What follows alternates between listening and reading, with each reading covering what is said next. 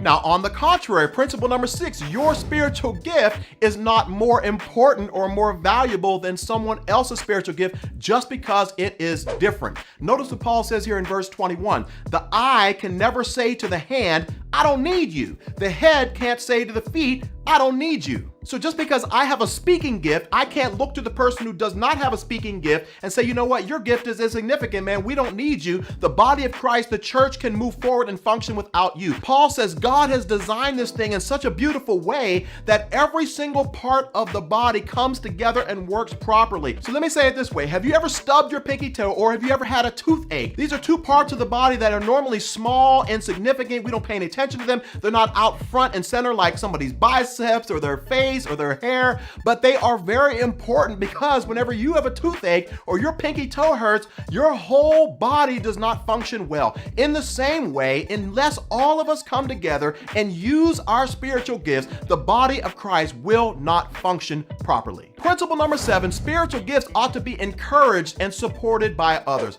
Verse 26 says this: if one part suffers, all the parts suffer with it, and if one part is honored, all the parts are glad. Listen, there should be no room in the body of Christ for jealousy and coveting and competition. Paul says whenever one person is celebrated, we should celebrate with them. If they're honored, we should honor them. But if they're suffering and they're struggling and they need encouragement, we should be the first ones there to encourage them and build them up along the way. And then the final principle is one you're probably not going to like, but it is the fact that one day you and I are going to be accountable for how well we stewarded the spiritual gift or gifts that God has given us. If you don't believe me, I want to encourage you to read Matthew chapter 25, the parable of the talents, where one guy got 1 talent, the other got 2, the other got 5, and the guy that felt like his talent wasn't important because he only received 1, he hid it. But then when the master came back and said, hey, what did you do with my talent? He says, I didn't think it was that big of a deal, and so I did not invest it.